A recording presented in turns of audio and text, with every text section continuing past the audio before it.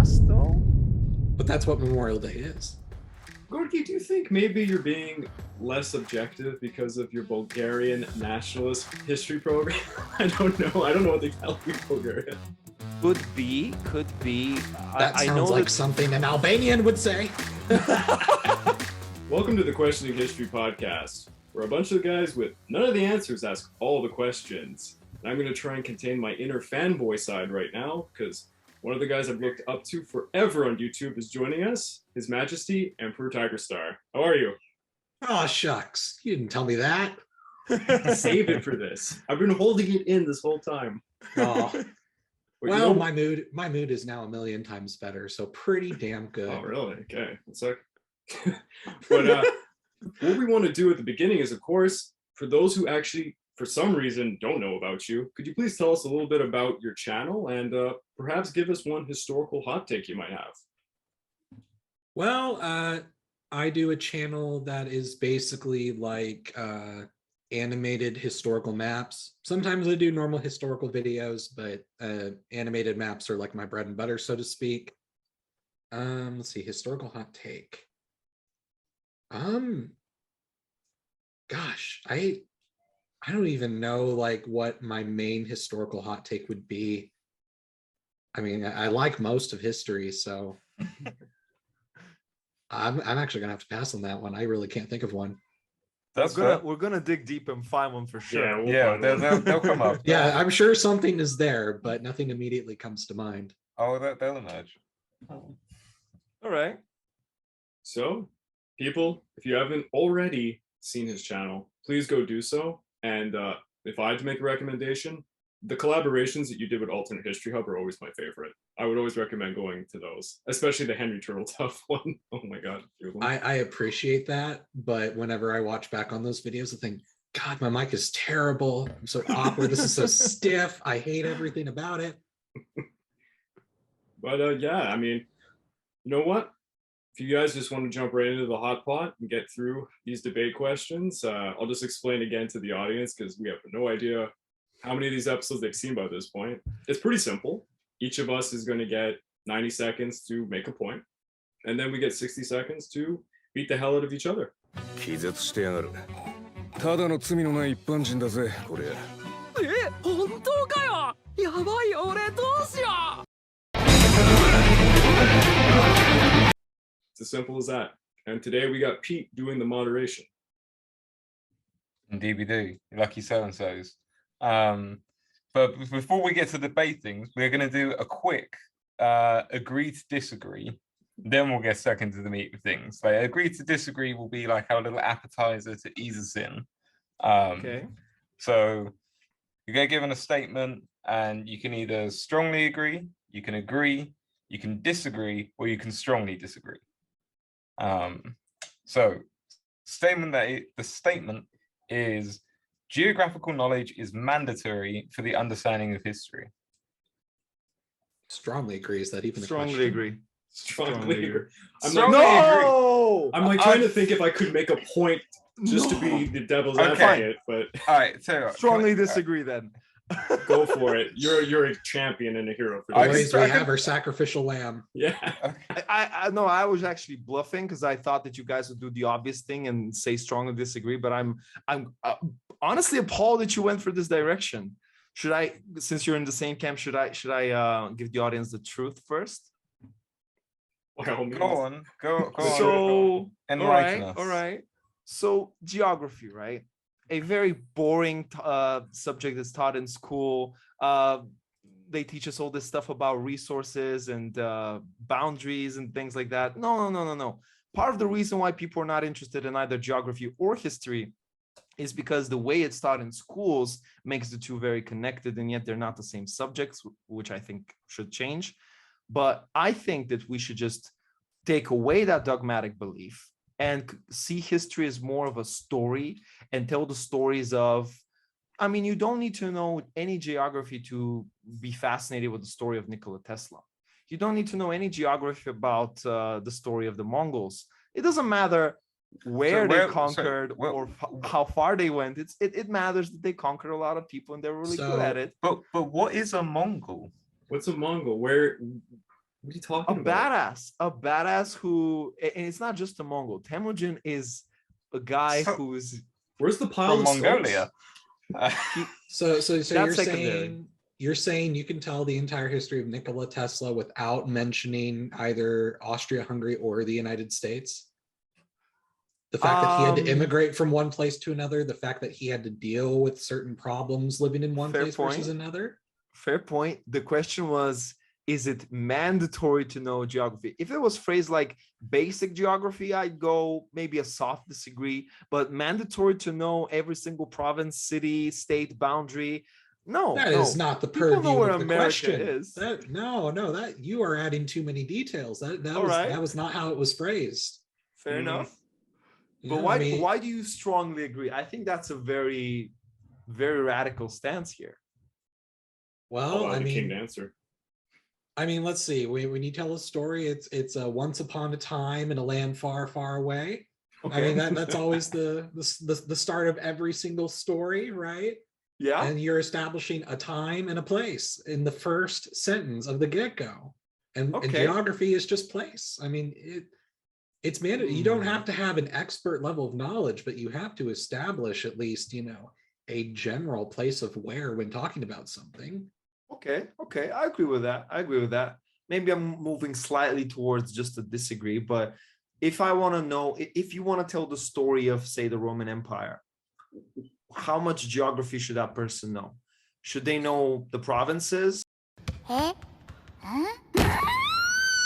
every single city, just the peninsula of Italy, or all of Europe? I think that they should generally know like the Mediterranean. Yeah, they have to know the Mediterranean world, the major cities, not necessarily the smaller ones, but they have to have the major ones. They have to know Carthage. They have to know Rome. Yeah, You know what? they can have. No, I can't. I so strongly believe in this idea that Of I'm not even course. gonna play devil's advocate. Let's switch it up with geography is destiny. I think that's a little trickier. Okay, that's interesting. So you're talking about like guns, germs, and steel, right? Like that sort of thing. A bit, yeah, a bit, but generally like Is this the idea of like if the peoples are in a certain kind of geographical environment, they're more or less likely to develop, I don't know, a republic or be nomadic or be whatever?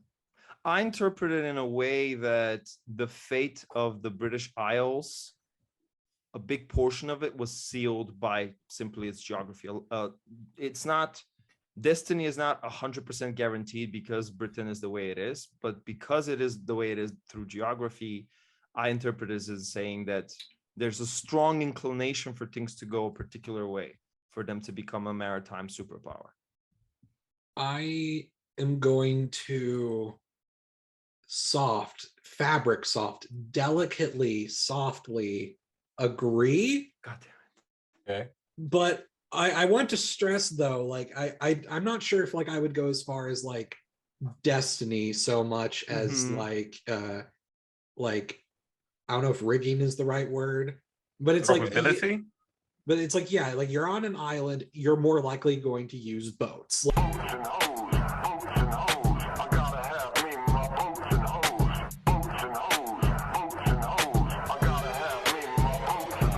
It's like, there's going to inevitably be like some sort of thing there where you're more likely to do something, but I would only go as far as to say that like, yeah, it's an important factor. I wouldn't say that's like, well, you're on the island, you fulfilled the prophecy, now you're going to conquer a quarter of the world. Nearly takes the honor out of victory. Nearly. And do an industrial revolution and fight into it. Like, I don't think geography can ever go quite that far, but to say that it plays nothing is kind of like, well, no. Are you both Greg? on agree? Barely, just barely. I was going to put straightforward agree, but if we need a devil's advocate, I can think of maybe one niche disagree. Again, I'm pretty much on the same thing. And this, by the way, never happened so far. Every time there's been some disagreements, but have you guys seen a video called America is Playing on Easy Mode? I forgot which channel made it. It was this big geography channel. I think I can get the gist of it. I can understand what you're talking about. It's because the abundance of natural resources. It's like it's absolutely ridiculous. Actually, the main Unlike- point in that video was most about the coastline, that it's like Oh. such a safe coastline with safe waters. It's very far away from the rest of the world, but for navigation and the river system that America has in the East is just phenomenal. And you're getting all the perks of the British isolation times 50, but you're also getting a literal highway before highways existed. And to me, there's a lot of factors why America, and then the video also got into the form of government, which was really, really good to start with. But that thing about the rivers and the coastline, I then found myself in a rabbit hole researching it and reading more about it. And it really is such a phenomenal place to be as a civilization if you're lucky enough to have a big chunk of it. But what do you guys think on that, for example? You're molded by your environment. It's Mhm. it's like it's impossible to disagree with this. Yeah. Yeah, I do find a lot of people struggle with these ideas though. I know, like, we're in a bubble right now where we have done enough reading that there's a reason why we're on the same page. But I think a lot of people struggle with this idea because they don't like the merits of their country somehow being you telling them, it was bound to happen. It was fate. You had all these mountains protecting you. Of course, these are gonna be your boundaries. Oh yeah, no one likes being told that like everything that they thought was like an independent, hard fought decision was actually no, you were gonna do Mhm. that. Everyone knows that. What's the exception to the rule though? Well, if we have to think about it, the first thing that comes to my mind is Poland. How so? How so? How did geography define Poland in that place when there's so little barriers to like, with all the knowledge that I have, if you tell me to make a verdict on would Poland even exist, I'd go probably not. It probably would be separated by all these people.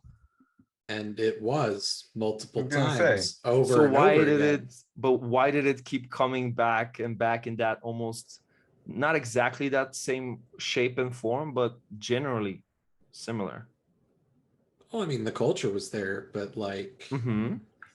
but this is still like the geography of Poland, unfortunately, played a part in a lot of empires steamrolling it over and over again. Yeah. It's Yeah. unfortunate, but it's there. So yet again, it's not an exception precisely because it lacks the boundaries. And maybe if it did have some boundaries, it would be a really strong regional superpower. Hmm. Yeah, you imagine that powerful culture, but it then begs the question: what if the powerful culture was bred because it kept getting invaded by everybody, and they had to stick together because they had nothing to protect them? That can definitely be a part of it. Then what's the exception then? Exception. You can look at some islands in the Pacific. Why are they all together, unified as a nation? Like the Philippines. Why are they all together? And why aren't they attached to some other islands? Why do we put the Bismarcks here? And why do we Okay, have the Solomons here? And I guess the exception would probably be more like if you want to find exceptions, you'd be better off looking at some of the colonial nations where it's just like where your borders are literally just drawn by another nation. because Yeah. of like people yeah. seeing the room drawing lines on a map. Like And now it took the British geography- guy to say this. Yeah. No, that's true. Because if you think about it, like especially in places like Africa, they made those lines out of an ignorance of the geography in the first place. Yeah, like the map, like loads of the maps that they were using were just like out of date anyways. Like they're trying to draw lines between like places Yeah. which are like miles apart, or sometimes they're just like way off, and you can't even draw a straight line between them. So Yeah, that's where you'd look for Yeah. the exception. I Yeah. can still argue that that's not an exception because Britain, the geography of Britain and Spain molded it to become a superpower, and superpowers can dictate borders. So yet again, we see the rule of geography defining the borders of Africa because the original thing that geography really impacted was Okay, but I feel like then we're going. that's almost like too many degrees away. Okay. I True. agree. True. Why did the Native Yeah. Americans not have the greatest country in the world right off the bat? They had all the natural resources sitting underneath their Oh. feet the entire time. Why No didn't they have- animals? Well, The animals were there for a That's while. still geography. I mean, when the Iroquois had some beaver, they had quite an empire, but Yeah, they had a good time when they were selling the spells. Yeah, for sure. yeah. Although I think if we're going to look for an exception, depending on how many degrees away from geography, I actually think though that like Canada would be a pretty decent exception because if you really think about it, having I mean, we call it a straight line, but it's really a bunch of tiny zigzags, the border between Canada and the United States all the way across, that was like the least like sensible like border we could have come up with because like the original border was actually based off of the Mississippi River watershed, and so there were little parts of like Alberta, Saskatchewan, and Manitoba that were kind of a part of the what we would call the Louisiana Purchase given to the United States. But then just one day we're like, you want to just make it a straight line? Why? I don't know, because we want to. I'm sure there's no consequences from this. All right. None at all, especially when my side of the border, we have to literally live along it because anywhere north sucks. Yeah. I thought of a good one and I thought I was onto something, but then I was like, oh no, the Ottomans. Same thing with the colonial powers. And I know that you guys might call me out on this, but Bulgaria is weird because for centuries it was exactly where it should have been. Like geography is defining Bulgaria, where it's in between the end of the Danube River, strong border, and a mountain range that's like perfectly running in a way that is making a pocket of territory which is fertile. But Bulgaria today goes below that mountain range, and I'm like, that's an exception to that rule. But then I think for most of its existence, it was exactly where it was supposed to be if you look at geography, and it expanded there largely because the Ottomans allowed free movement of people, and they had a big role into expanding Bulgaria's culture more to the south. A lot of Bulgarians are going to hate this idea, but it's not just colonial powers that can shape boundaries like this and defy this rule. It can be the Ottomans as well. They do that all over the Balkans and mess things up there, as bad as British people and French people and Spanish people did. Yeah, I said it. There's a hot take. Thank you for adding the French. The Ottomans are as bad as drawing borders or at least defining borders as the British are. Lucky for the Ottomans, the British got to decide theirs eventually. Lucky them. That's a good point. All right. We got warmed up. Yep. Had the appetizer. Let's get into some debates. All right. So first one that we're gonna do. Okay, yeah, this is sort of like play into by the way, do you go by like Tiger style? Tiger? Emperor Tiger His style? Majesty. Honestly, Majesty. whatever works for you. I really don't have an official shorthand or anything. The cartography cat. That might be pushing it. All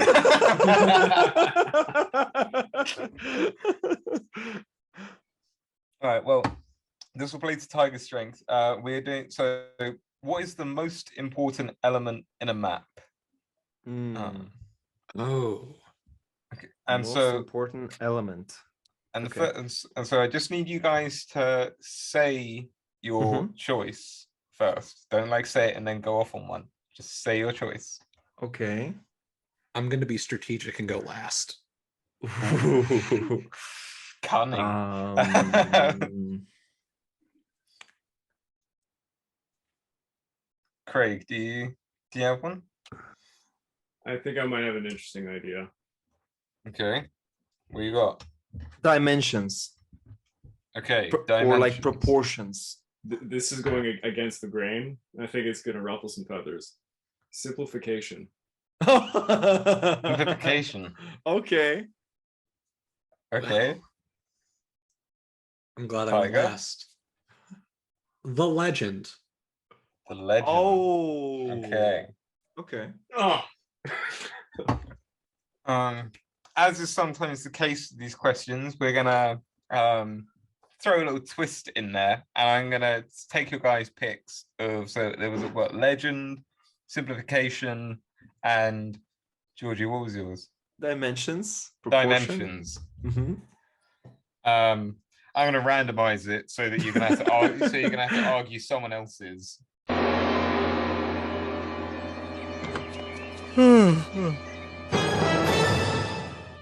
What a twist!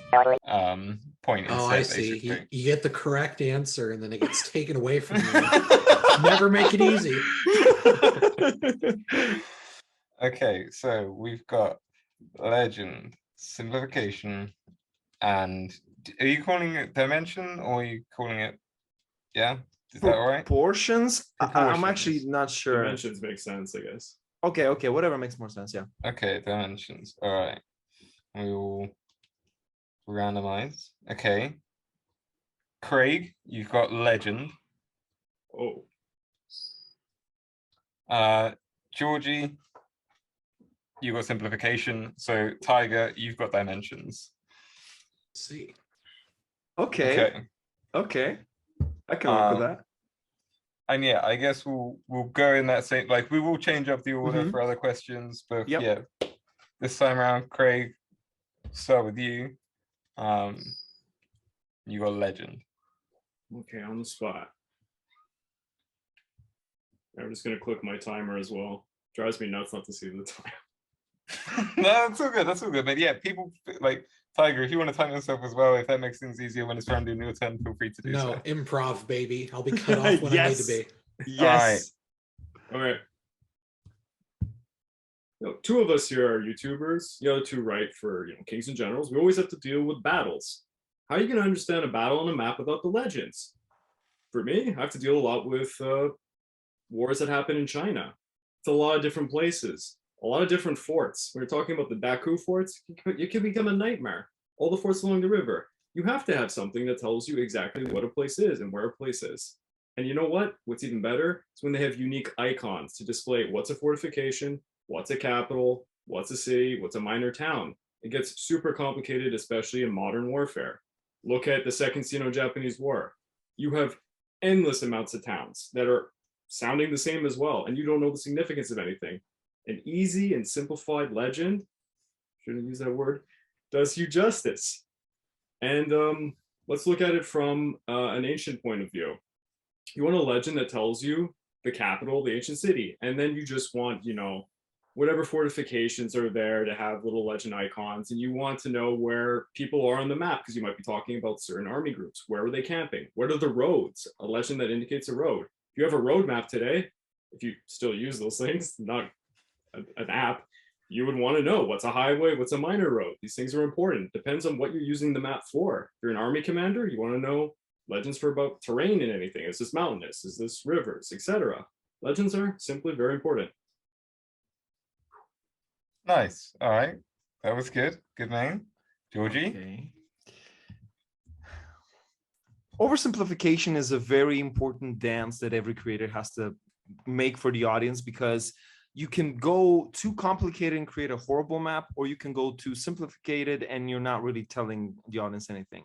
You have to obey by the rule, show, don't tell. And when picking the right amount of things that you display on the map, that's the most crucial element here of the three, because borders, legend, dimension, all of these things are in the basket of the oversimplification. And yeah, you guys can have more, you can talk about them more in depth and talk about their influence on the viewer and the quality of the map.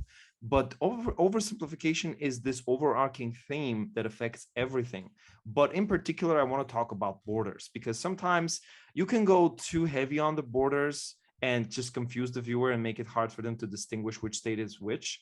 And then you can go and paint with a huge brush over the whole thing and make the Holy Roman Empire look as one, or the Byzantine Empire look as one, and give them false ideas about what they're looking at. The crucial thing that's different between my pick and your guys' pick is that if you paint like that with a big brush, it actually affects the story. When an army is attacking something, or a person is migrating from one place to another, whether it's a story video or it's a battle video, if the borders are not correct and they're too overly simplified, it actually changes the story, confuses the viewer, and makes them ask questions like, why didn't the state bring this many men? It was all right. That was good. Gentlemen, dimensions, the size of things, perspective. We're no longer at the level of like, you know, aesthetics or talking about like the educational value. We're talking about one of the basic parts of our senses. Imagine if you held an apple and for whatever reason it went from, you know, the size of a normal apple to the size of like, you know, an inflatable beach ball. Like, you know, the dimensions of things will make a huge difference and completely alter everything. And now take this to maps. I mean, why do we rag on the Mercator projection? It's not that it isn't useful, it has its uses, but we rag on it because North America, especially Greenland, is made way too big, almost the size of Africa, and it completely distorts how people understand both geography and history. You could know like what a ford is, you could know what a river is, and maybe things could be a little too simple. But what if the very thing the map is trying to display is an outright lie? Then does it really even matter that you know what those things are if it's a lie to begin with? Dimensions. Nice. All right. Okay. Okay. Counters, Craig. Oh God.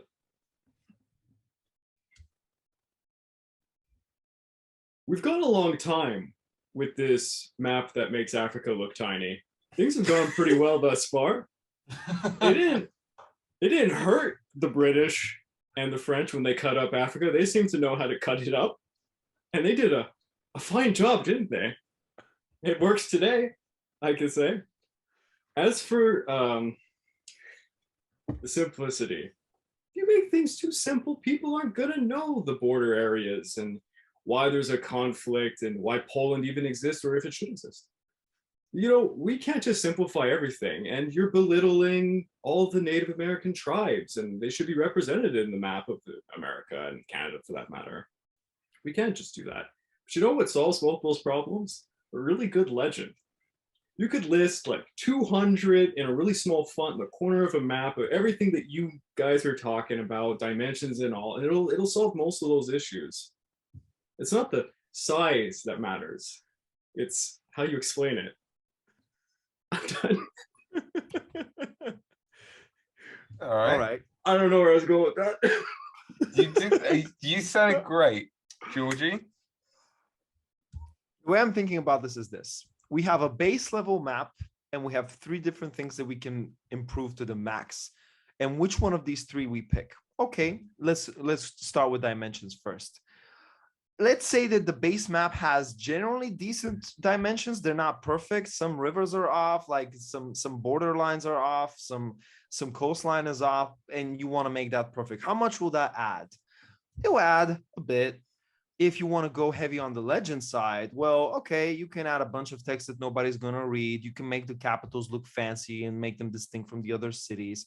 But the thing that's most important is not simplification, by the way. I'm arguing that it shouldn't be as simple. It should be beautifully told and in a very balanced way where it's not too heavy on explaining and hand holding, but it's also not painted over with a big brush. With the dimensions, I get what you guys are saying, but there's no perfect dimensions. There's no map that you can make with perfect dimensions, especially if you want to go big. You're going to make some flaws. No map with perfect dimensions. My boy, have you not heard of a globe? You literally can't get better dimensions than with a globe. We have achieved perfection. We even, in the field of cartography, they even have a thing called compromised projections because we know we can do better. I mean, defense rests. Why do our choices suck? If the dimensions fit, you must acquit. If it doesn't fit, you must acquit. I just realized I have a map behind me. It has like this goofy large whale that's bigger than most of the islands here. I could have ranted about that.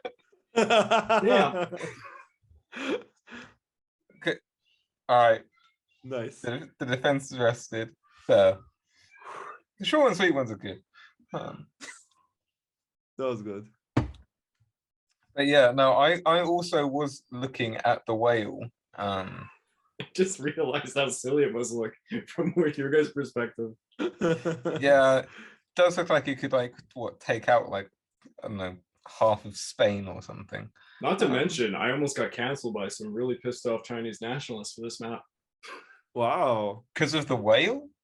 No, I don't know, you can see the writing at the top. What that says is it's a map from 1941 from the Greater East Asia Coast Prosperity Sphere. So it's a Japanese propaganda map. So he wasn't too happy. Okay.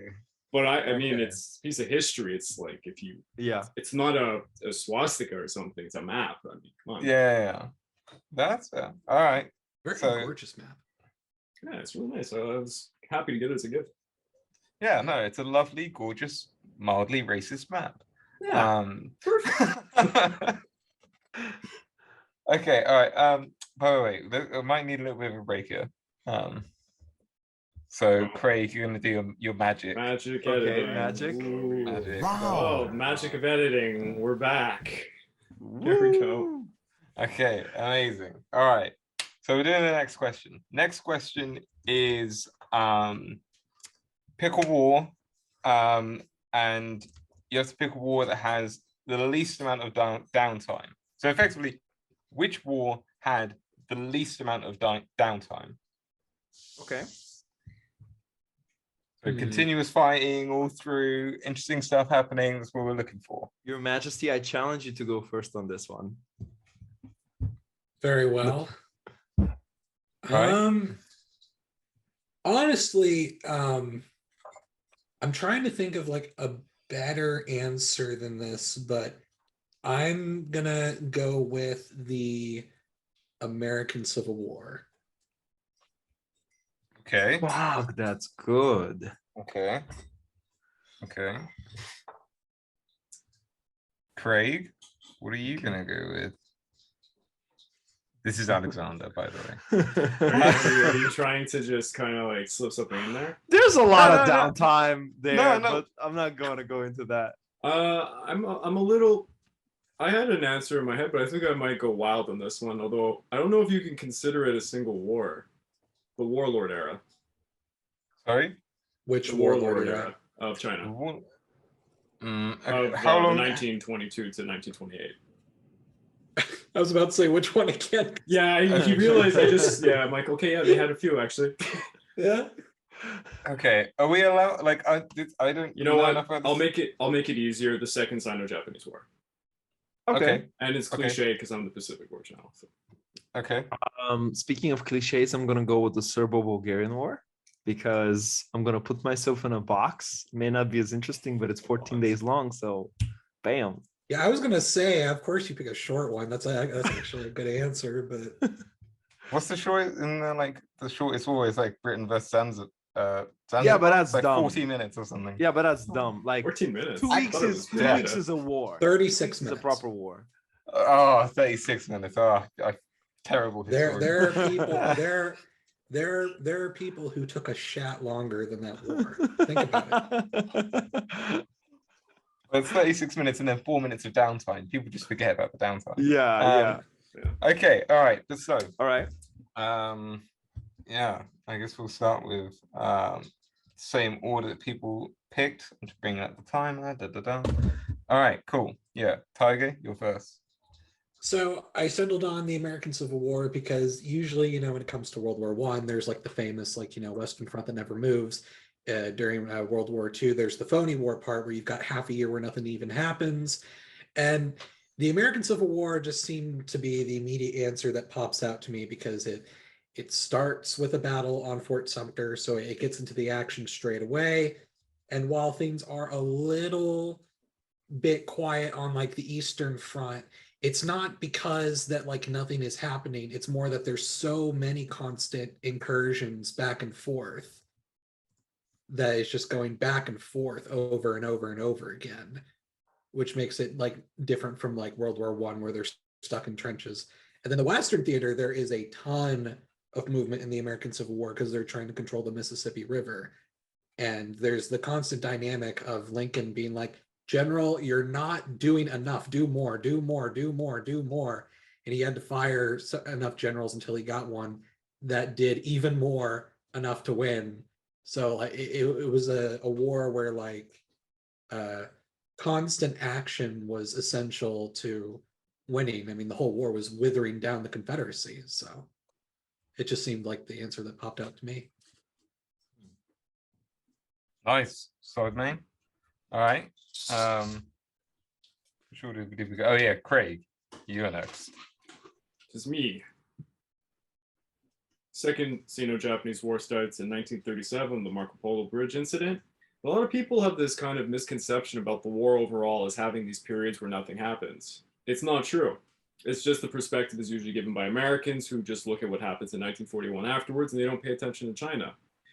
In this war, you have actually multiple factions fighting. You have, of course, the Japanese, but you also have warlords that have been around, especially in Manchuria. You've got the nationalists and you've got the CCP.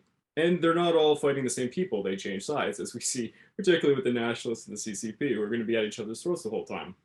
The entire eastern coast is under siege by Japan for the entire war, and Japan is slowly but surely getting ingrained within China, and as a result, the nationalists have to change their capital quite a few times. They just keep going further back, further back, further back until they get to Chongqing. And from that point on, it's still a stalemate. There's still fighting going on everywhere. The Kwangtung army up north is waiting for the Soviets, who will pop in at the very end to just steamroll them. So there's another actor that's involved. And you're just looking at endless conflict. It's just the way it's been taught to, honestly, the West has been quite different from what you would learn in, let's say, mainland China, where they'll give you a hell of a lesson as to every single town that's being under siege for the entire ordeal, which is 37 to 45. And then you got a war that goes on after the Civil War, and you got a war that went on even before in 1931. Because arguably that's what it kind of started, just unofficially. All right. Okay. Georgie, round us out. Okay. The Serbo-Bulgarian War ranks as one of the quickest wars, but that's not why it should be famous. It's famous because Bulgaria just gains its independence from the Ottoman Empire thanks to the Russian aid. And in this state of paranoia, they decide to deploy nearly their entire force on the border with the Ottoman Empire. But threatened by this new player at the regional stage in the Balkans, Serbia decides to declare war in a very stupid way. The Serbian king actually tells its people that, oh, we're going to help Bulgaria fight off the Ottoman Empire, so let's go in. And then they tell them, no, kill Bulgarians and capture Sofia. Because the proximity that Serbia has to the capital of Bulgaria, they basically come in really quickly. It's in the winter, and everything here is at stake, because if Sofia falls, Bulgaria is doomed. This is a big, well-experienced army, and it's also called the battle of the officers versus the captains, because the highest rank in the Bulgarian military at the time, because it just gained its independence, was captain. So all of these soldiers within a week had to move from the Turkish border and rush towards the capital in a forced march to save their capital. And they did so, and they pushed the Serbians back, going almost all the way towards Belgrade, until Austro-Hungary gave an ultimatum telling them that if you make one more step, the big boys are going to come in and whoop your ass. 14 days, there's not a breath, there's not an hour that's not filled with what's going to happen. Are they going to take the capital? Will the troops arrive in time? We're talking about the bulk of the forces. The morale is incredibly high, even though the equipment is bad.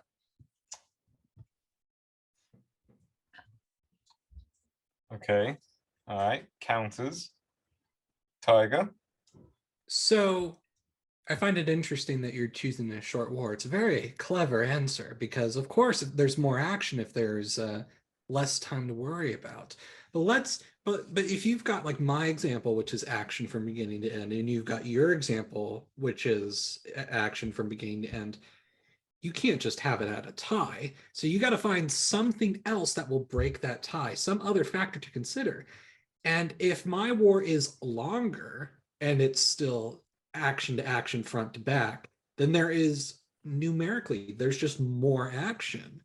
So therefore you have a commendable answer, but I think that just objectively that my answer would have more action than that.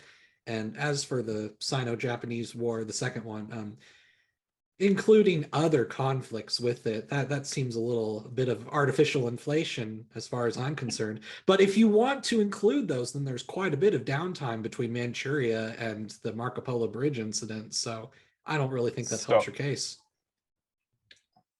That was actually pretty close to the time. That's good. Okay. Craig? Much like Tiger said about the war between Serbia and Greater Serbia, it was a 14-day conflict. Like, of course, any of us could have picked something that was just a battle that happened one day. He said it himself, numerical superiority. Whereas if I'm just sticking to 37 or 45, I think I even beat his. And if we're talking numbers, I think I certainly beat his because it was one of the bloodiest fairs, the world had ever seen. And yes, maybe it was a little bit inflated with Manchuria and the civil war that happens afterwards, but it's just because there was no downtime. Even before and after the war, there was more war going on. There was literally a streamline of war in all these different places. So it's hard to even differentiate what is the Second Sino-Japanese War when there's just so much war everywhere going on in that period. So forgive me for that one. And as for, the 14-day war between Bulgaria and Serbia, I mean, come on, Corey, come on. That was a cheap blow. So, okay, Georgie. Both of you picked incredible answers, and I can't differentiate on the basis of downtime because genuinely these three wars don't have much downtime. But instead of going for inflated actions and battles and numbers, I would like to go for the level of the stakes here. Within the first year or two, in both the American Civil War and in the Sino-Japanese War, both sides were pretty much aware that, okay, this is not going to be a complete victory. Not everything is at stake here. We're not going to see the Union be completely dissolved. We're not going to see the Confederacy be completely dissolved. It's going to be something in the middle, and the stakes become lower. And yeah, you're having a lot of engagements, but the passions behind them is not as big as the passions behind the Serbo-Bulgarian War, because everything is at stake. The enemy is coming. They're hours away from the capital, and people are desperately trying to fight them off. This is the stakes. This is the war where you can make a movie about this, which is going to feature, it can be in its one episode that's going to be filled with action back to back to back. Oh, you want to talk about movies? Yeah, you want to talk about movies? I mean, this guy's got a lot of movies, and so do I. Not as much passion. Oh, please. Because when you think of the American Civil War, you don't think of passion or drama at all. No one's ever tried that. The stakes are low. Brother against brother. Not much. The Confederacy was not totally dissolved, except no, it wasn't, and it was just about like resources, right? Like cotton and steel. Nothing more moral than that. Chattel slavery was a resource. Oh yeah. Well, I guess that played some kind of a part. Did you say the stakes for mine wasn't that high also? Like, I didn't know what to do. What China is today. China, like the whole propaganda message is, well, we survived Japan, and that's everything that we are now. I was really hoping you guys would pick for something that has a little bit more downtime, but I was no way. Yeah. Those are really good choices. We've done some we had a lot of focus on the sort of like geographical area. Yeah, that last one. Not so much, but continuing down the line of a more historical line of questioning. I want to ask you guys, how would you change the way that history is taught in schools? All right, to make it a debate question, what is the best change that we could make to change how history is taught in schools? Okay. I think I have an answer off the bat, but I'm sure it's all yours. Well, Craig, do you have something? Sorry, Craig, you have something. Georgie, do you have something? Sorry, I don't know why I said Craig. I'm split between two, but I think one of them, the one that I want to go for, I think His Majesty would probably take it. So let His Majesty go first. Yeah. No, Georgie, I'll go first because I'm the only one. First, yeah. Yeah, So he yeah, has yeah. to go Mine is history should be taught in conjunction with geography. Okay. That's how strongly I Interesting. believe. But the hours shouldn't be lower. Like teach the same amount of hours, but merge the two and teach them together. Okay. Um, then who is going to be last? Tiger, where were you in the debates for last time? Were you first, second, or third? I I know this is literally meant to be my job. I know it's meant to be like my only think job. I think but- I was first in the last one. Yeah. Okay. All I right. Fine. think. All right. Craig. To put it, what I mean to say is, I guess you would call it needs to be taught in a more international means. What I'm basically trying to say is, like, for us in the Western world, we teach Western Civ. In the East, they have their own version of it. I don't think either of them should be a thing. It should be taught in more like a global setting. So like world history. Yeah, like it should be taught more world history because of biases, like enormous ones. Okay. Tiger. Well, I don't know. My answer is admittedly like America centric, just because like I don't know the differences between like what history is taught in like American schools versus Canadian versus British versus Bulgarian, but at least for America, and there is a particular modern problem, and I'm not going to get like too detailed into it, but the political divide in this country has also made its way to the history textbook. And because America, everything is always like concentrated into a few companies that do everything, some of those textbook companies are very clearly biased in one sort of direction, but then they, because of their size, they'll distribute the books to like half the country or something, right?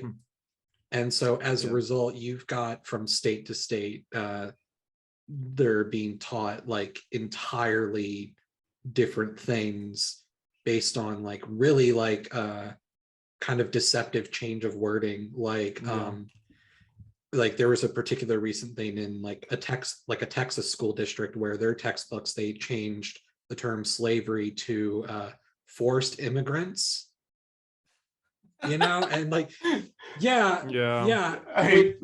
and like, you know, as pathetic as that is, like it is one of those things where like, you know, just a simple change in wording could completely change how people are interpreting that history, especially when we're talking about like, you know, children. So save your ammo for the main. Save your ammo for the main. But real quick, just because I as moderator I shouldn't be, but nonetheless, have you heard of like the 1776 report?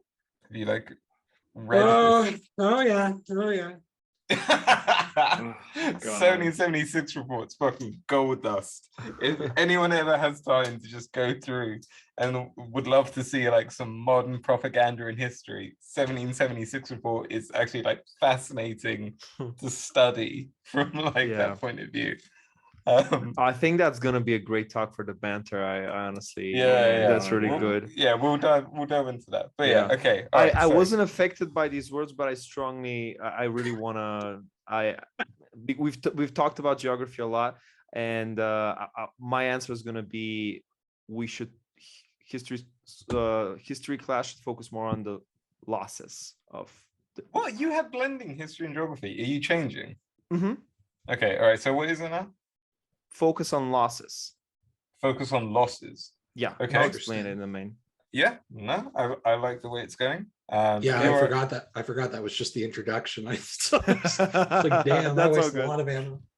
Don't worry, man. Don't worry. You can just like, What's your choice, or like your choice? From my understanding, your choice is something like depoliticization. Is that a word? I suppose. I mean, you can only do so much. Apolitical, like apolitical history. Objective. Objective. Objectivity. I think that's a better word, because I think that sometimes people like mix up like being objective versus being neutral, which those aren't quite the same things. Very true. So All right. I think that objective is a better word. Does Okay. it does it I'm ready. simplify mine if I just say we shouldn't teach it as Western civilization because then I don't have to talk about the East as much, I guess? Or it's Yeah, the same I point is being made. I think that I understand the point that you're making. Yeah, you think it should be like history should be an international subject as opposed to focused on whichever bit of the world you happen to come from. Yeah. Yeah. Yeah. Okay. All right.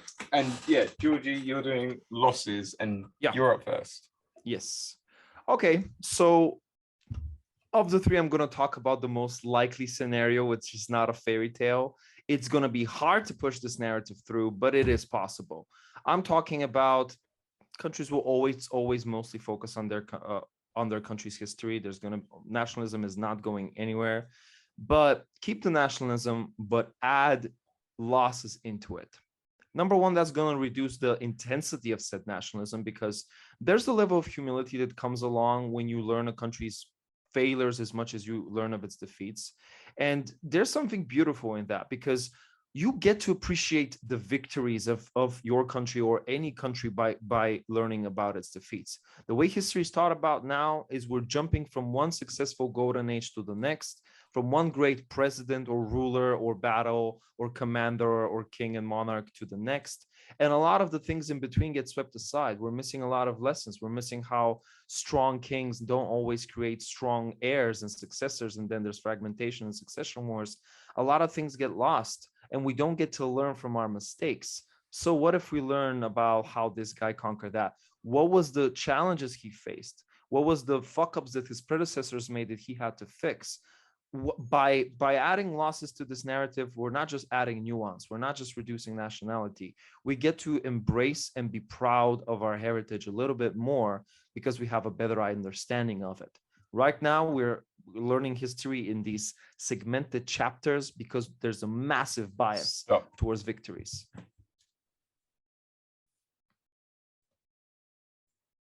Okay. Craig? It's me. Okay. Inevitably, you run into biases when you teach history, no matter from what country you're coming from. As Emperor Tigerstar pointed out when it comes to the American education system, it's much the same as Canada. But for most in Western Europe and in North America, we're taught of Western civilization, and it's the same narrative, whether it starts like in Babylon, Mesopotamia, we get to the Greeks, get to the Romans, get to Europe, and the founding of North America. And that's taught to a vast majority of us. And then we completely lack something, like the entire east side of the globe for that matter.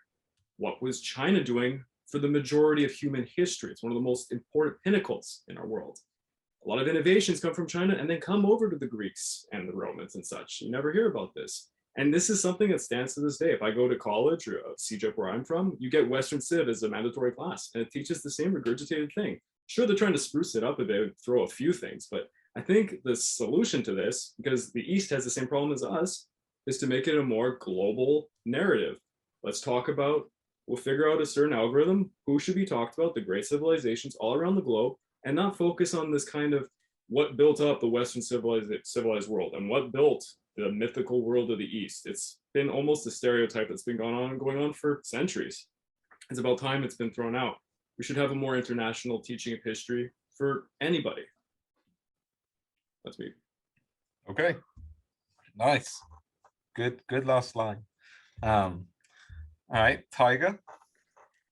Well, gentlemen, I think you both had fantastic answers, and I would say that you're both wholly correct, but it's still not good enough, because if you really think about it, objectivity contains both of those things.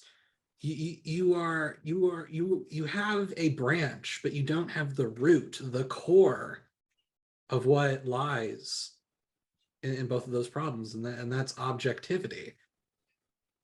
You know, whether it comes from politics, geography, nationalism, whatever, like, you know, something is preventing that objectivity, yes, and there could be many different things, but you gotta tackle the beast at its heart, right? You know, you got to cut off all the heads of the Hydra, not just one. Yeah. Yeah, you can call it there, man. Like that was solid. Didn't need any more elaboration. I like that. I do love a good name that is just like The Yeah. point's been made. Done. All right, Georgie. This is gonna be hard to counter, but here we go. So on the I know, right? objectivity side, I'm going into a school and I'm trying to give them an advice of what they should improve to lead to better telling of history. Telling them, okay, you guys, let's just be more objective. That's not a tutorial. They're not gonna know what to do with it, and they're gonna forget it five days later. Definitely mandating more non-Eurocentric views is necessary, and it would be good, and that's at least easier to mandate to these schools. However, I think the Eurocentrism idea is a little bit overblown. I think we focus on history that has sources, and those sources are being told. And at the very least, at least YouTube is making a little bit of a correction as it comes to both objectivity and Eurocentrism. There's a massive interest in Mongols, in the shogunate of Japan, in the Maya. You know, there's not an interest in YouTube even keeps repeating. There's not a lot of interest in losses. People keep clinging to and clicking on those videos that are all about the victories. Stop. I'm sorry, Georgie. No. Today, it's going really quickly today. Yeah, the time moves fast. It's relative. Correct though. Annoyingly good pun. Craig.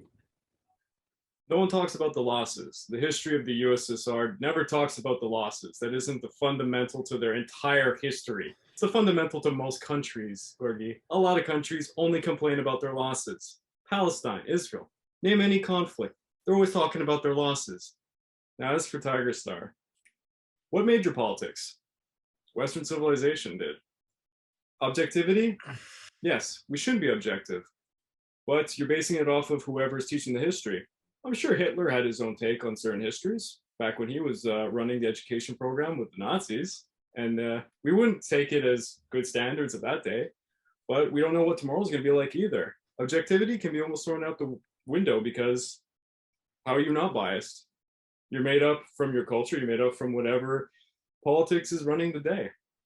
The one thing I think we can agree on, and is simple, teach history from an international point of view. It takes out a lot of the objectivity. Nice. It takes out the objectivity. Well, that seems very counterintuitive. You know, I'm shocked. And as for you, Mr. No One Cares About the Losses, you know, one of the most watched videos, history videos on YouTube, is a video that is called the True Losses of World War II, where, like, you know, it stacks like many people to visually represent how many people lost. And I cannot tell you how many times I've seen, like, you know, reaction channels react to that video, where the reactions get millions and millions of views to that sort of thing. To say that we don't focus on losses, I think is, well, rather insane. Emotional damage.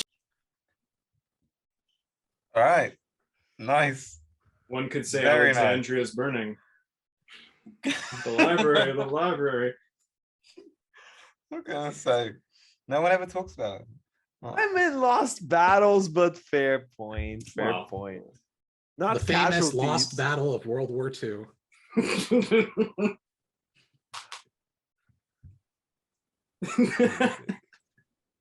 I mean, no, this is the first time I can give you pushback. I don't know if we should do that now, but no. I think, I don't know if you were making a counter. It was a great counter, but in terms of actually countering what I said, I mean, like, I'm telling you, Gallipoli's a big deal over here, man. Like, yeah, but what about, let me think. Passion now for us. Australia's existence is based off of a loss. yeah, it's true. Yeah, the natives of Gallipoli. Hey, my province is Quebec of Canada. Our entire national's history is because Nouvelle France lost. Yeah, think about World War II itself. It's literally because Hitler was a sore loser. Yeah, that's a great one. And World War I. Yeah, I get it. I sore wasn't good loser. enough with my you main. can go I on mean, and like, on and the on. losses of the country that's teaching the history, because I'm sure okay. France is So- happy. France is happy to talk about British losses all the time, but As maybe opposed it's to the not lost talking as- generation of World War I, which I'm sure they they always avoid talking about the lost generation of World War One, or they talk about the loss of the war in World War Two. Well, I mean, it's like the They fall of didn't Paris, lose you know, that like, war. See what I mean? but you know what I mean, like the fall of Paris. I mean, like, you know, I But mean, France it- talks about getting, like, you know, revenge for their losses all the time. Yes. Yeah, but I get what Georgie means. they won both wars though. It's really cool if you're heroic. It's really cool if you lost a lot of men in a war that you won. But what about losing few men or a lot of men in a war that you lost? Technically, Okay. France won, but I wouldn't say they did. Pardon? Vous êtes français? You. That was for the waiter. Or okay, well then use Germany as an example. Like, Germany is an example of a country that Mhm. admittedly they were quite persuaded into this, but they've been quite reflective about Germany their is losses very during much an World War II. exception to the Japan? rule. Japan. But Germany is surely a really good example to support the point of like how important it is to study the defeats. Actually, the yeah, losses. I argue- Germany. Yeah. I argue not its importance. I argue that it's not a problem in the first place. Oh, I see what you mean. Okay. Oh yeah, Mm. yeah, Yeah. of course. All right, fair. Yeah. Craig, you're I gonna get, have to do I get magic it. I again, get mate. it. I get it. It's a little tricky drawing the lines, and it's all about the perspective and who's telling the history. Do the I mean, math. find a country that doesn't have a Memorial Day holiday. Okay, he has to go. Oh, Oh, magic a mem- editing. a memorial holiday for a war they lost, though. But that's what Memorial Day is. Gorky, do you think maybe you're being less objective because of your Bulgarian nationalist history program? I don't know. I don't know what they tell you in Bulgaria. Could be. That I sounds know like that. something an Albanian would say. Me, Albanian boy, fuck your family complete. Yes. Shut the fuck up before I kill you, motherfucker. I'm Albanian. I know all Balkan countries suffer greatly Yeah. from this problem. Certainly Serbia. Turkey as well. Italy suffers from this problem. It's like the whole chapters of their histories are ripped out if they're not very glorious, if not a lot happened or only bad stuff happened. Like, whenever you're losing or you're on a losing streak, let's forget about that. Let's erase it. Let's not even think course. about it. Well, yeah. When it comes to modern stuff, I think that shouldn't even be really considered. And I know I'm talking with a Canadian American, and that's really hard. But my argument was mostly based around, because just to phrase this, when you're coming towards the modern era, all schools suddenly go, okay, this deserves 50 subjects and Yeah. a shit ton more hours into focusing about that. But I'm mostly talking about the ancient and the medieval era, where if your country has some kind of a connection with those times, you're only talking about those connections in reference of the victories and the glory and the legacy that you got out of those. It'd be interesting to ask Peter, like, how much, like, what's a period in British history where they were losing one shitty king after another and they still talk about it? Like, Tudor I'm trying to period? think one. Depends on what Okay. levels you're going. Norman Okay. conquest and stuff. Because I'm thinking of like the Tudor period, because Mhm. you know, especially after Henry VIII, there was a lot of like short-lived monarchs between him and Elizabeth. True. I'd love to ask Pete of how that period is portrayed. Or But like if you asked Kurds, Mhm. Kurdish people would have tons of stories to tell you about all the major losses that they've had at the fighting for multiple different empires that had taken over their Yeah. land and stuff. I mean, it depends Yeah, who you're choosing, I but guess. same with the Jews, yeah, but like Yeah. different rules apply if you can't catch a break and you're just losing throughout the whole history. I think the Kurds are the masters that can't catch a break. So Ooh, that could be an interesting debate. Like, which Oh, that can go dark very quickly. that can Oh, go yeah. really dark. my Which best is the minority that is the unluckiest or can't catch a yeah, break? that's rough. Boy. Oh man. Which one We're had not- the we're not bigger on genocide? Let's see. Okay. Let me think. Unluckiest, and I can go broad. I think I'm gonna go with. I would go with Native Americans. Actually, a good one. more than Jews and black people. Wow, the way that you just said that just had a ting or something to it. Okay. No, Hour it of didn't. editing, save us. No. Think about it. Okay, but here's my issue with both that answer and this question. Okay. Like, if we're gonna talk about like which group had like, you know, the worst end of the bargain, so to speak. Yes. At what point are we defining like, you know, what we're counting as a group? Because like Jews are, I mean, I know now it's kind of not all Jews are Hebrew anymore, but for the most part, it has its history rooted in that, where it's like a specific, like, you know, ethnic religious group. But then, solid point. like, you know, Africans, it's like that's an entire continent. Yeah, it is. I mean, You know, or same with Native Americans. It's like two Yeah. continents worth of culture. So like they did experience losses, but like at what point is it like acceptable to, like, you know, lump them in as a group? Yeah, I was being loose because I hope you guys kind of understand what I'm saying. I was intentionally broad. I can go specific, like I can narrow down on, let's say, the Incas or the not the Comanche, but the like a specific tribe, if you want to make it even more interesting. Not that we're doing this, but it is a fascinating question.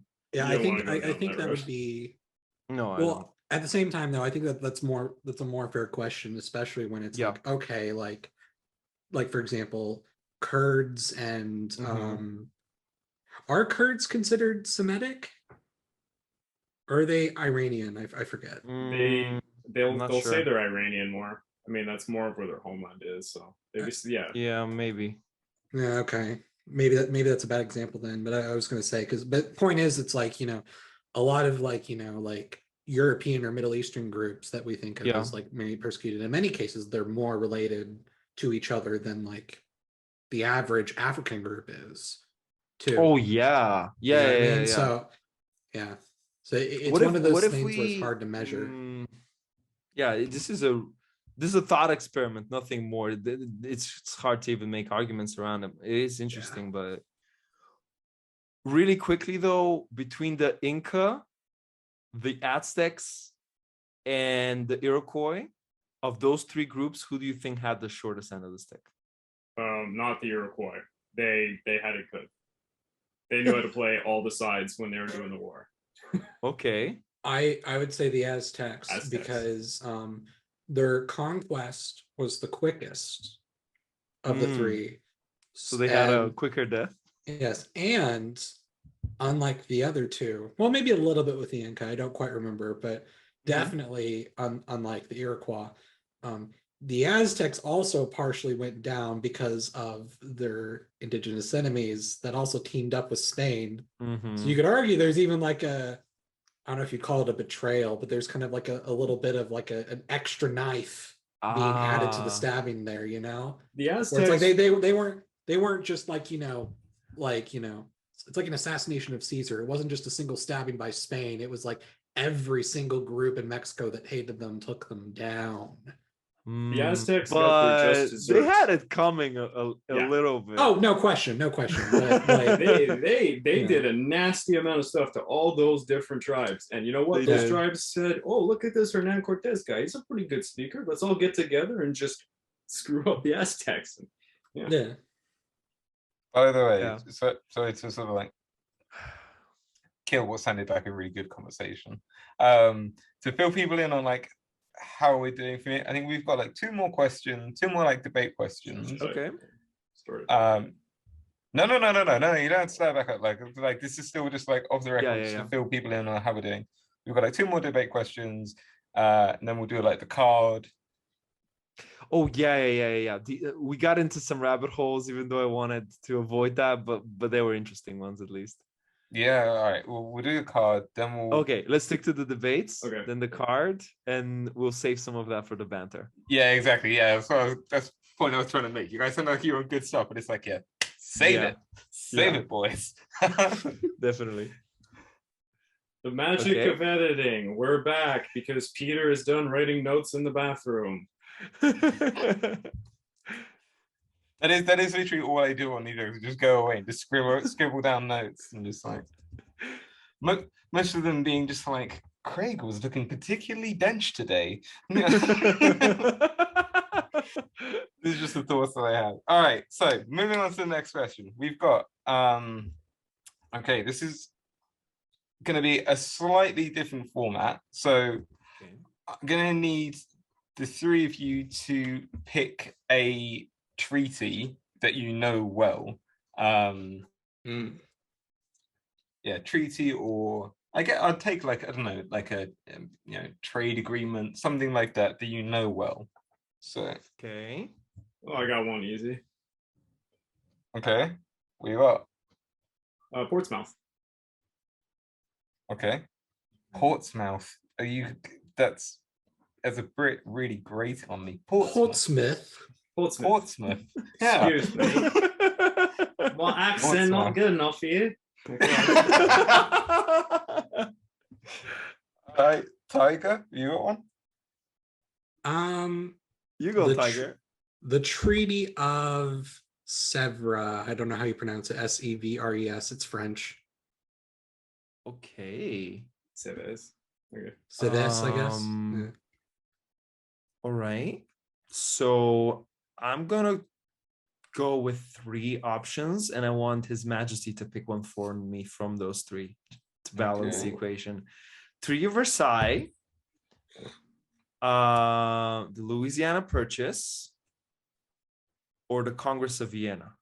Oh yeah. Okay, the Congress of Vienna isn't even a treaty. Whatever.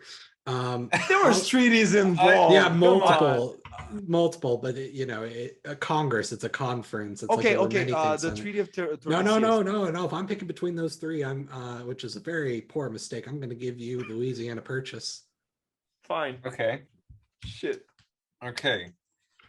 So what I want the three of you to do is to basically, I want you to pitch to me and to the audience why I should be involved in this treaty. Why is it the best treaty? Yeah. Why should I be involved in this? Involved in the sense of what, like to intervene and like make it better, to fix it? No. Or... Just like why? So imagine that you're the person that like created this treaty. I want you to pitch it to me about like why it's like the best treaty. That's like why it's pitching a masterclass of diplomacy, effectively. Perhaps you want to say pitching it to who it was pitched to. Am I pitching this? Am I Napoleon pitching this to the American people, or am I Jefferson? No, you know. You'd be the person that was who created the Louisiana Purchase? Was that Jefferson, or was that like whose side instigated it? I think the French mostly. The French created it, I believe. Yeah, Napoleon was looking to sell it, and Jefferson bought it. Yeah. Okay. So I'm gonna play the French, and I'll be pitching this to Jefferson. Yeah, because you'd be the creator. You'd be the creator of the treaty, and you'd be pitching it. All right, and that's what everybody have to do. So Craig, mine's a bit trickier, isn't it? Which you one can change yours, but slightly. I'm Teddy Roosevelt's treaty between Japan and the Russian Empire to finish the Japanese War. You're playing Teddy, and you're saying playing both people. That would be the way I would see it. I'm playing Japan and Russia here. I'm trying to get them on board. Yeah. You're basically playing Teddy. We took this island of Sakhalin and split it in half. Don't make me get the stick out and. Okay, and Tiger, what was yours? You had the French one, the one the Treaty of Sèvres, but I'm not sure this is going to be. Well, I'll try it, but it's going to be very hard to pitch. Okay, all right. Well, instead of doing it as if like pitching to the other side, like pitch to me as if this is like the diplomatic masterclass. This is still going to be a hard choice, but I'll try. All right. Nonetheless, you've got to convince me that this was. I'll go first to give them some time to think about it. Time isn't the issue here, but I can't do a French accent, so I'll just have to improvise. Oh yeah, like points awarded for roleplay if you want to. All right. Hang on. Just give me like 2 secs. Just so sorry. Bring up the timer. All right, I'm good. Whenever you're ready.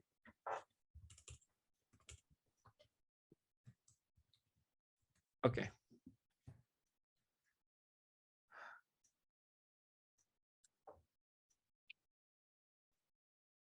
Mr. Jefferson, the whole idea behind your country is based around freedom. And one thing that you currently lack is the freedom to expand, to grow, to manifest your destiny, and to take it beyond these 13 colonies that were given to you by the British, who continue to have more grasp of this continent than you yourself. For the measly sum, for a very, very small price, we're willing to give you all of our holdings in North America, which will not only double your size, but also give you access to much more interesting lands that you can go out there and explore for yourself. But beyond it all, you will get a lot of political clout for getting so much land with no battles involved. And you will give a huge middle finger to the British Empire, who will now look at you not as the little boy who just got its independence and moved out of his house, but you will be the most dominant superpower on the continent.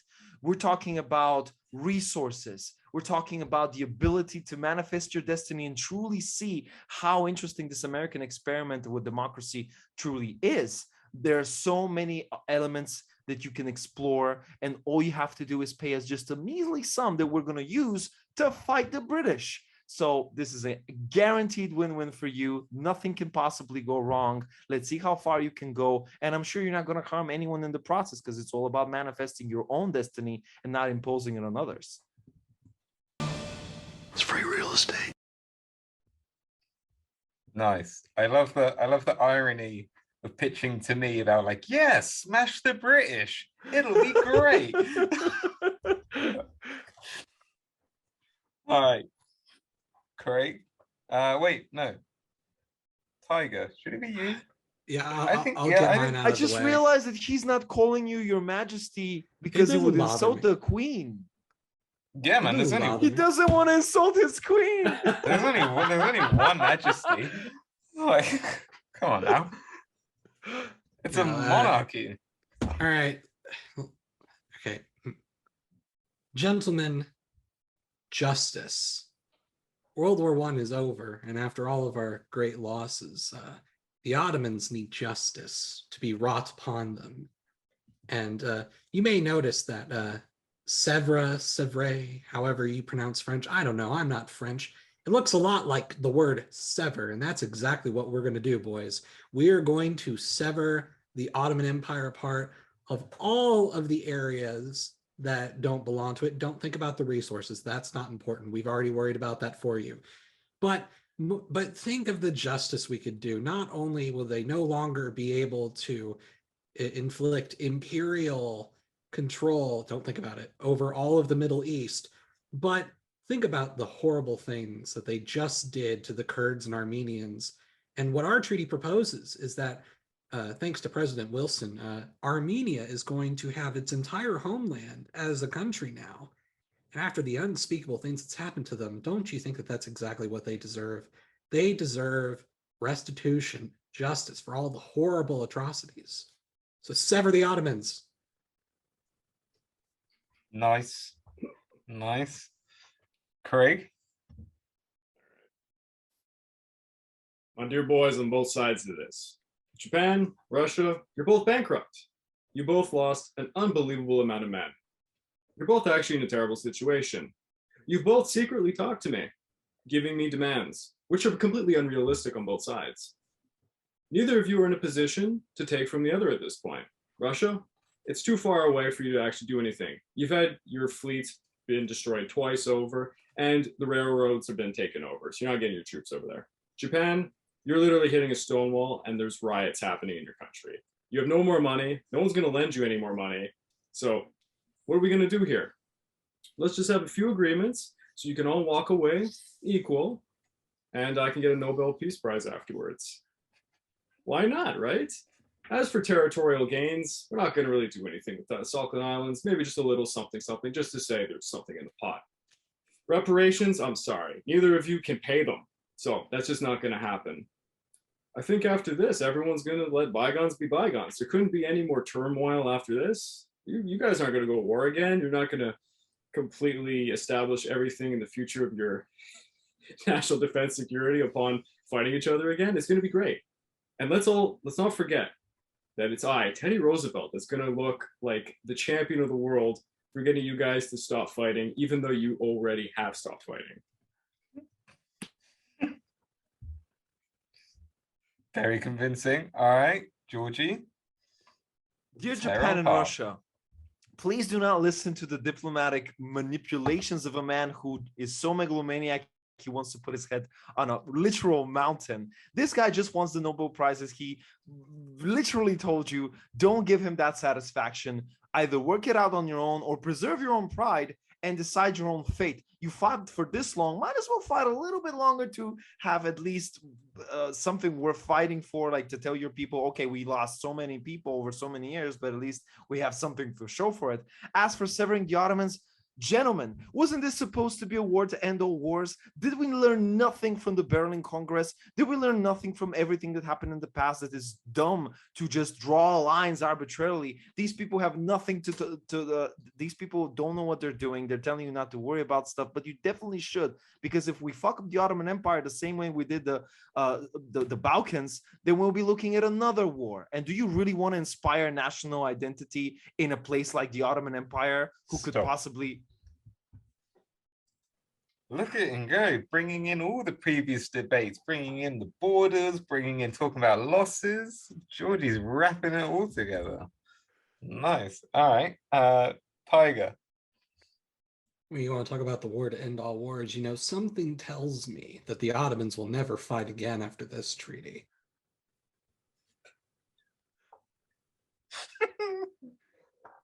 Why do our treaties suck, though? You got to go for Craig as well.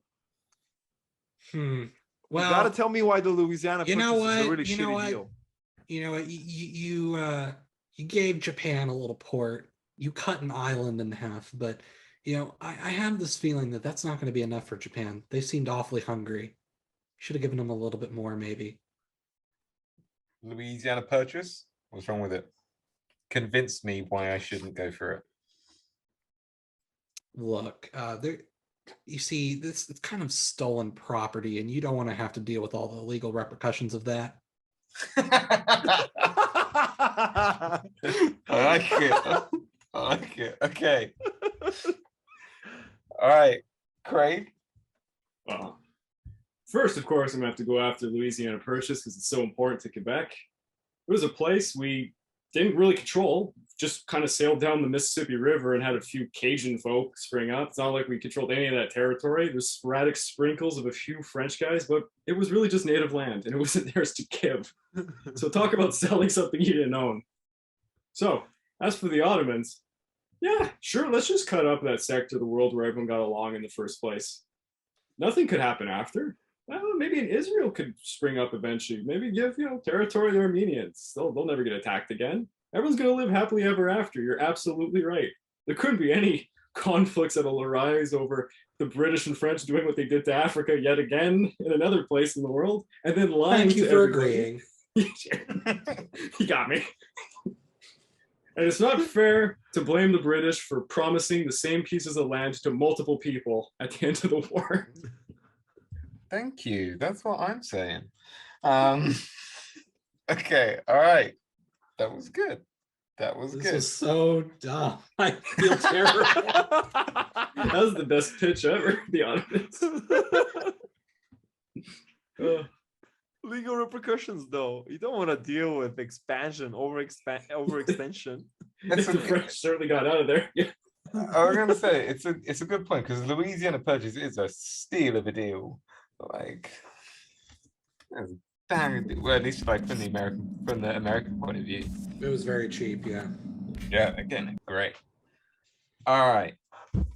This is our sorry, I almost knocked my phone off. All right, this is our last actual debate question. So sorry, I'm bringing up my timer again. Oh my god, password hates me. Yeah, the timer. Okay, all right, so pick a video game franchise.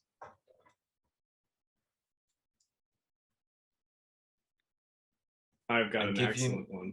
Okay, what you got? I'm inspired by a video that Tigerstar made, Oh no. Okay. but I don't know if he's aware of this. It's a version of the game, Axis and Allies, but from AAA. Axis and Allies. Okay. It is a computer game. It's not a board game. This version. Okay. All right. Okay. Georgie. I'll wait for His Majesty and I'll adjust my pick whether it's going to be more of a board gamey one or a strategic one. Well, no. It has To be the same theme. Well, it has to be. Or video I'll give game, him three though. choices again: Assassin's Creed, Mountain Blade, or Europa Universalis. I've never played any of those games, so What? well, okay. I tried EU4 and I hated it, but Hot take. there's the Found hot the take. hot take. That's There's- we found the That's a hot take. man. What? It is a hot take. We're gonna get into Um, that later. Tigerstar So is I'm canceled. afraid I do not have the constitution to pick for you. Okay, Georgie, give me your picks. I will pick something for you. Those are my picks.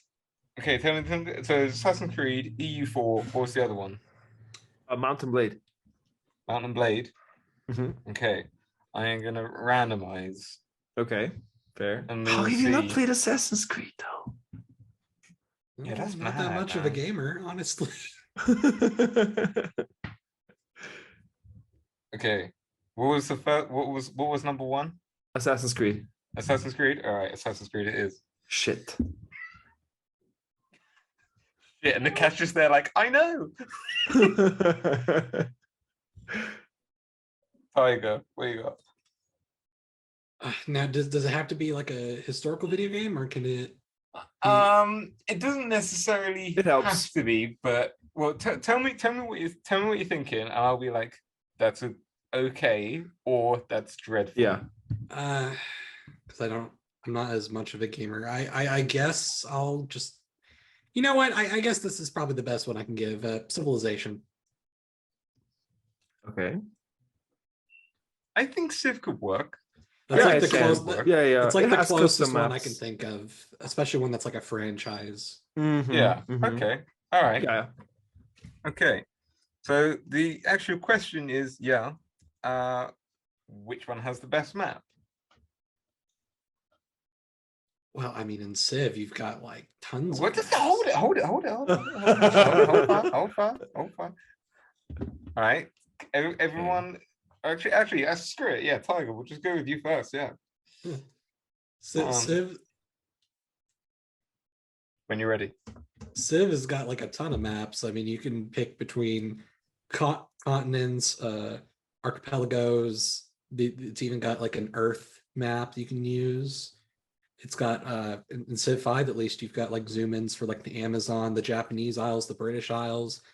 And you know, for a hexagonal board based game, like they're pretty good maps with what you're working with.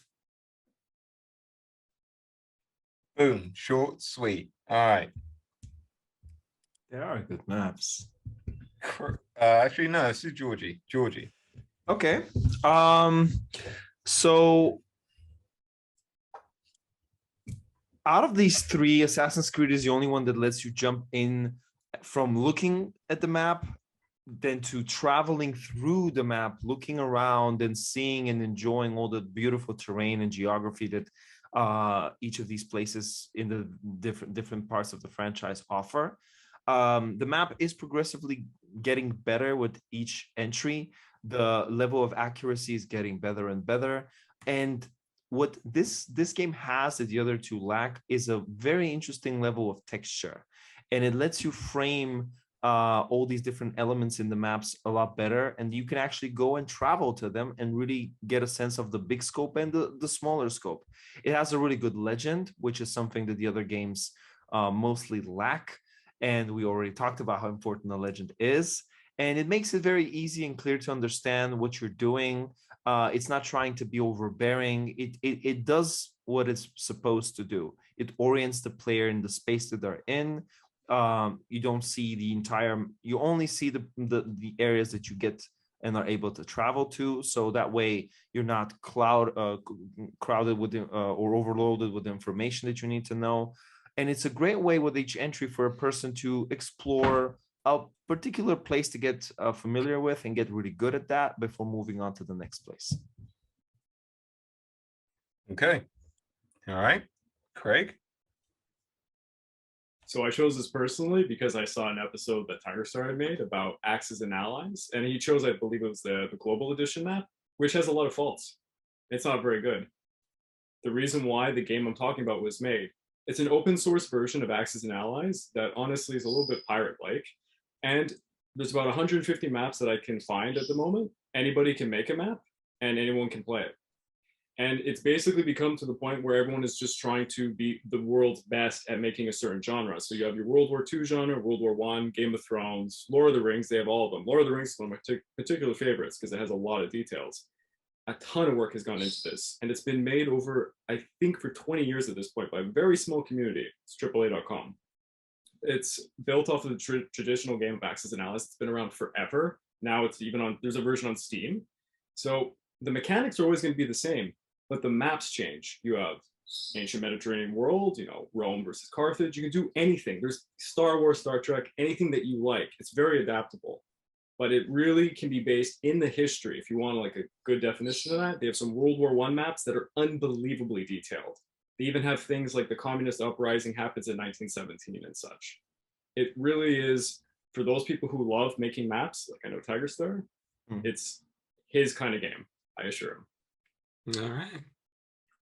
Nice. Nice. All right. Counters. Tiger, you're up first. Right. Well, look, whatever problems you may have with Civ 5's map, other than the fact that there's like, depending which game you have, like 50 maps to choose from, you can also mod your own map too. You could literally make any map you want. So whatever problem you have, we can fix it. What about Assassin's Creed? I don't know. I've never played it.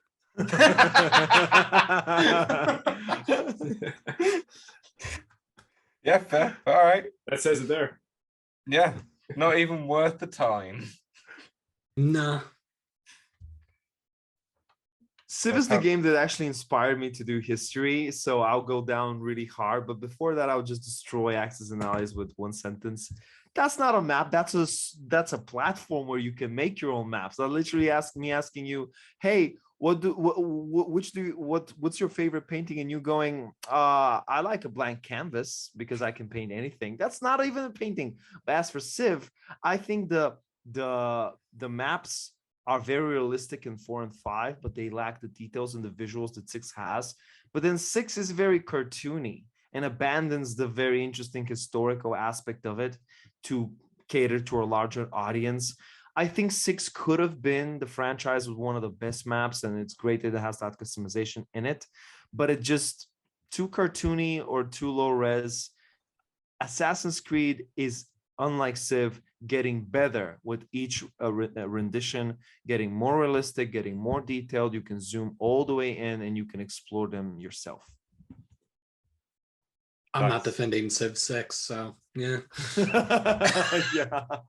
I like how the unknown territory looks like. Honestly, I think that's a great idea. But once you discover that territory, it looks yeah. Craig's got to give his counter. Like Craig's got to give his counter. And we just lost Civ as sponsors. Good job, boys. So I'll start off by saying sorry, Civ. Not the ultimate sandbox that you could be. There's a lot of limitations on what you can do, and like honestly, there's a lot of things that could be fixed with the maps there. As for Assassin's Creed, I don't know if you picked a certain one. They're not all great. Some of them historically very accurate. They put a lot of work into it, but still, it's not like you're actually exploring the maps that much. Come on. It's usually defined into a small area territory. It's not like you have this overwhelming look at the globe or something. Whereas mine has the overwhelming look at the globe, and you can do whatever you want. So they made one map for the American Civil War. It has, I think, like 200 territories. Probably takes 22 hours to complete. I did one World War I game, took 7 days to win. So endless limitation. There's no limitations to this. And while you're saying it is a platform, you have the original games there. They're just updated. So it's the same maps, just updated for people's likings. Done. Warzone has better maps. No, they and don't. more maps. Well, then I why looked at didn't you Warzone. pick it? Oh, too OP. That's a And also pathetic it's because excuse. it's a platform. It's not a map. If he said one of these maps in particular, and we could put it up on It's like screen, then 150. maybe. Oh, I'll edit some in. But I looked at Warzone and like the Lord of the Rings map, no. It's nothing. Which compared one to- did you look at? There are I many don't of know. them. There's many on AAA. I have videos on my channel actually dedicated to it. Yeah. Pretty popular. Yeah. We should Which do one- one. We should which do one one was it? together. Which one was it that took you 7 days? Civil War.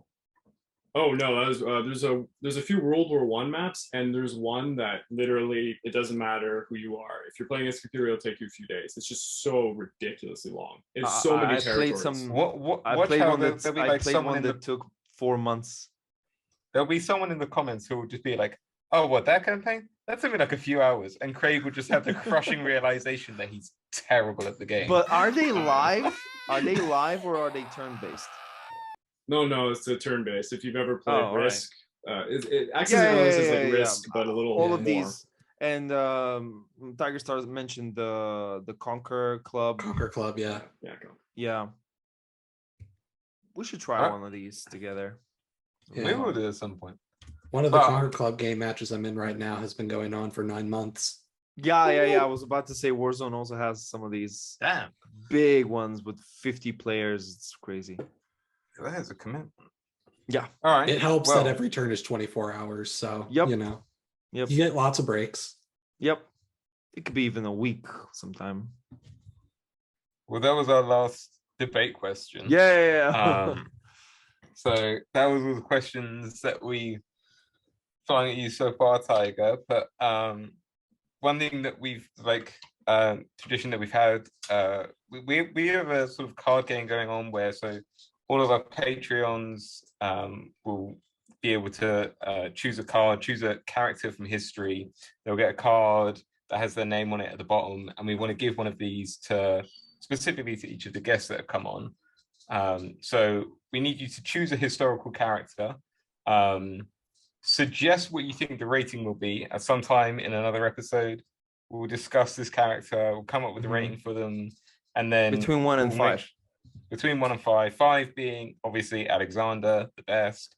1 being just dreadful, probably someone from Venice, someone awful. So yeah, give us a historical character, and we'll design a card for you. Get your name at the bottom, and it'll look really cool. So who you got? Well, if you guys are going to discuss, I should pick Mhm. one that could bring up an interesting discussion. But your name's going to be at the bottom of it. Bear in mind. So like, it's going to be you're going to be associated with this. So bear that in mind as Oh. well. I don't know. It's one of those things where once you study history, there's so many awful people. It's really hard. The bar is really high. Oh, because it's like, there's so many historical figures I find interesting, but I would never want to be associated with them. Jesus. Yeah. I know what you mean. Yeah, I feel that. Why not? I'll take the risk. I'll go to the land down under, and I'll pick one of my favorite figures from Australian history, Jack Lang. Okay. Jack Lang. Okay, I Yes. gotta admit, I have no idea who Jack Lang is. Tell me a little bit about him. Yeah. Are you familiar with Huey Long? Don't think I am with that either. No, enlighten Okay, me. 'cause it's like comparison. Okay, so Jack Lang was the premier of New South Wales for a little bit in the 30s. Okay. And because of the depression was going on, this was in many parts of the world where you had a lot of political figures that were being more daring with like government programs and things of that nature. And Jack Lang, of course, was one of those people. He was part of labor, and aside from making a bunch of interesting programs and stuff like that, and making a lot of enemies and you know, all the typical stuff that comes with that. He almost started a civil war in Australia. Whoa. Interesting character to pick. So there was this little thing where at the time, the states didn't have as much power of allocating resources as the federal government did. And so Prime Minister Lyons, I think it was Lyons, Prime Minister Lyons decided to basically withhold payments to social workers in New South Wales. And for whatever reason, he had the power to do that. And Jack Lang, basically he did this like speech where he said, that's slavery, you dipshit. I'm not going to let these guys work without pay. So I'm not going to give the money to you. You have to give the money to me because, you know, it's the government's money. Yeah, well, you put the government's money in banks in New South Wales. What are you saying? We're going to hold this money physically in the bank and you're not going to take it. Try and take it. Excuse me? Yeah, go for it, buddy. Come on, do it. And at the time,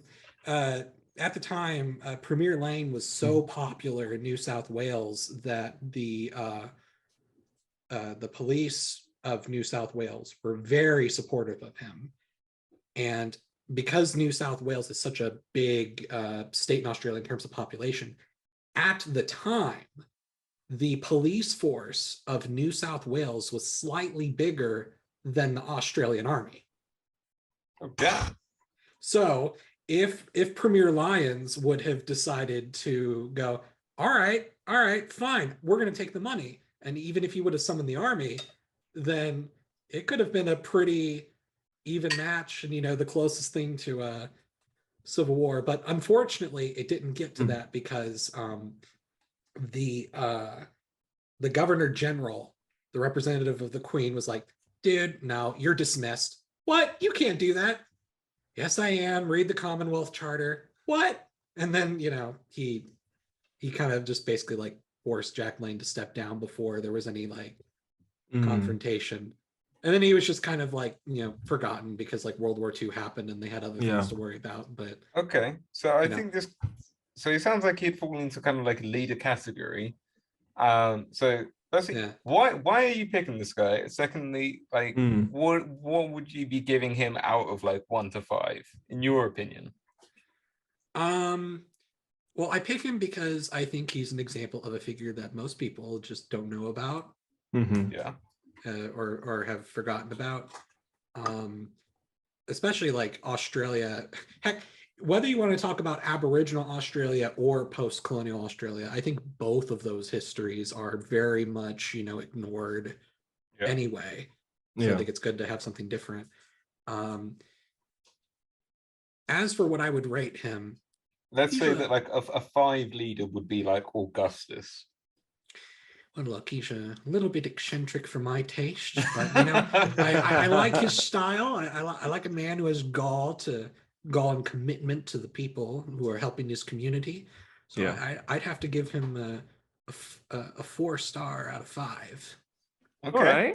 All right. Okay. Just because I like his moxie. I wouldn't. He would be 5-star if he didn't threaten civil war. But you know, I mean, we all have our flaws. Moxie gets you a long way in my book. And I also have a video on him. Plug. Nice. Speaking of plugs. Yes, please plug yourself. Yeah, now's the chance, man. Channels emperortigerstar. Pretty much everything I have is just emperortigerstar. If you search emperortigerstar on some platform, if I'm there, I'm there. What kind of like have you got any videos coming out like in the near future? Can you like tease us with what you got coming out in the near future? Near future, it's so I have this long-term project I've been working on, but it's been like almost 2 years now, so I hesitate to say if it'll come out in the near future just because but I've been trying to remake a map video for the history of North America, but with a focus on including like the indigenous groups that are there. And it's just taking such a long time because it turns out there was a lot there. And and every single time it's like, okay, let me work on this. Wait, there's another 10 groups I forgot about or didn't know about. Gosh dang it. And So it just keeps adding on to it. So like I mean, I hope that I will finish it this year, but like honestly, I don't know. But that's probably like the biggest thing I'm working on at the moment. So Nice. All right, cool. It sounds awesome. yeah. Awesome. So, guys, you heard it here. Please go over, check out his channel, subscribe if you have not already done so. I don't know why that would be. And well, this has been Questioning History, the debate episode. Thank you to our guests for showing up. His Majesty. We look forward to seeing who you thought won the debates. And please leave a like, comment, subscribe, and we'll catch you on the banter episode we're about to record. Bye.